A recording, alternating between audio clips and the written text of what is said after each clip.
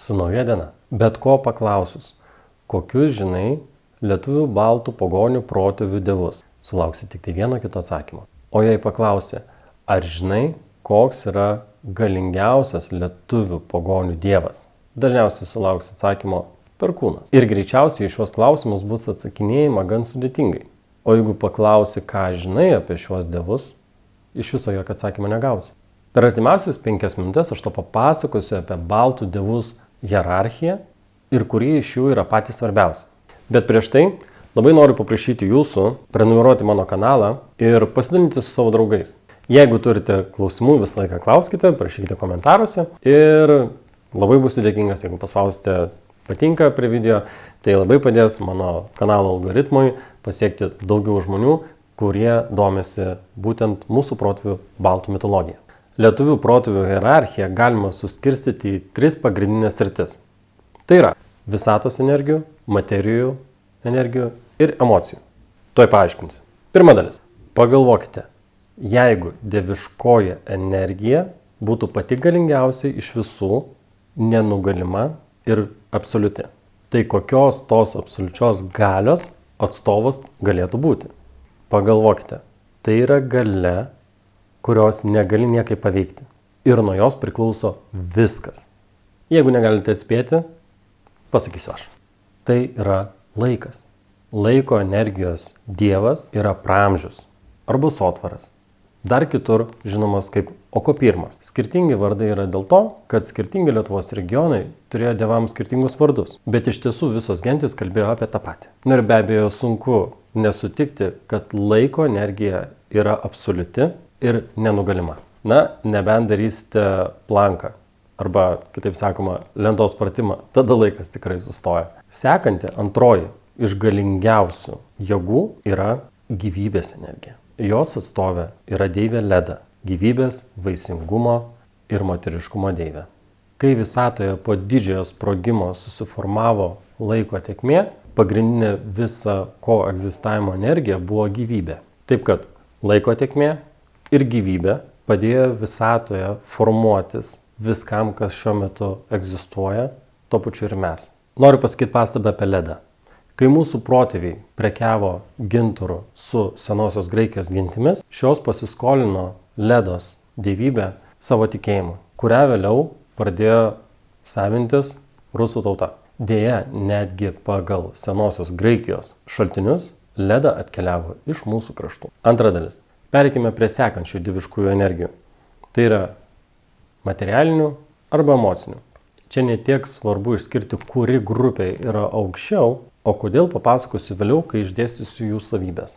Bet aš pradėsiu nuo emocinių. Dievai atstovaujantis emocinės energijas yra tokios kaip laima, likimo laimės deivė, milda, meilės deivė. Be to, čia yra labai svarbu jau ir paminėti patį Perkūną.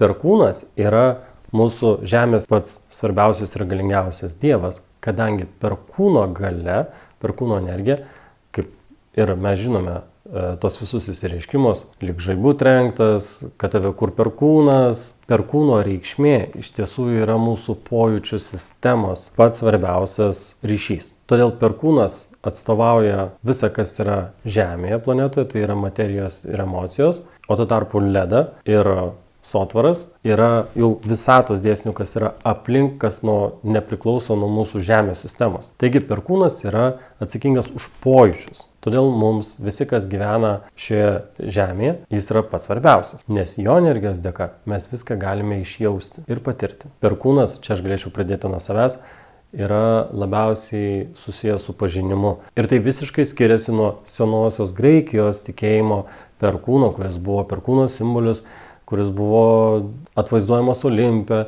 kad jis ten kitą kartą pykdavo. Viso to mūsų iš tiesų tikėjime nėra, jų nereikėtų sieti.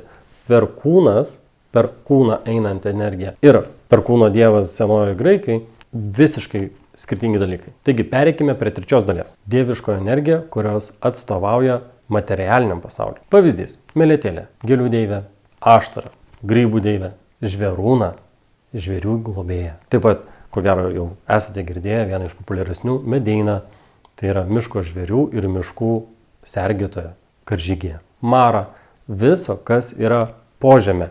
Ne požemių, kaip kad maišoma su krikščionių tikėjimu, bet Mara požemių deivė yra atstovaujanti visą, kas yra po to, ko mes vaikštom, po žemė, kas yra žemiau žemės, nes ten yra irgi daug gyvybės, irgi daug visokiausių skirtingų energijų ir procesų. Ir čia jau tikriausiai man reikėtų jums daug aiškinti, nes jau ko gero ir patys supratote apie patį klasifikavimo dieviškų energijų principą. Labai svarbu dar suprasti vieną dalyką.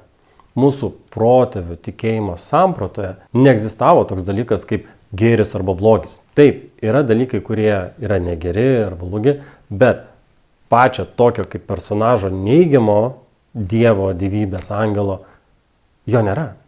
Aišku, yra tam tikros būtybės, kurios turi neigiamų bruožų, bet apie būtybės mes pakalbėsime kitoj laidoj. O dabar kalbant apie dievus, jie iš tiesų atstovauja visą, kas yra pozityvu. Netgi Laima, kuri turi savo 7 pagalbininkės, viena iš jų yra gadintoja, atrodo skambėtų neigiamai, bet iš tikrųjų tai yra apie atidumą. Apie Laimą, likimo laimės deivę, aš pakalbėsiu atskiroj laidoj, nes tai yra iš tikrųjų tokia labai įdomi dievybės samprata, kuri turi net 7 pagalbininkės. Ir 4 dalį palieku pabaigai. Jau užsiminiau apie būtybės, kurių mūsų kultūroje yra apstu, bet taip pat yra ir žmonės, kurie, kaip sakau, su jautresniais pojūčiais. Tai yra tie patys žiniai, vaidilos, žiniuoniai, kuo jie skiriasi nuo raganų. Apie tai aš pakalbėsiu atskirame epizode. Papasakosiu apie ritualų principus ir kodėl jie yra. Papasakosiu apie mūsų baltišką kvėpavimą ir meditacijas. Taip pat paaiškinsiu, kuo yra panašus ir kuo skiriasi nuo Azijos tikėjimų, kuo yra panašus su Afrikos, kuo yra panašus ir su taip pačiai indienų kultūra. Taip kad, labai prašau, jeigu jūs žiūrėjote iki galo, būtinai paspauskite mygtuką patinka, prenumeruokite mano kanalą, pasidalinkite su draugais ir būtinai parašykite komentaruose, apie ką jūs norėtumėt, kad aš sukurčiau sekantį epizodą. Ačiū Jums, palinkėsiu. Gyvenkite laimingai, gyvenkite prasmingai.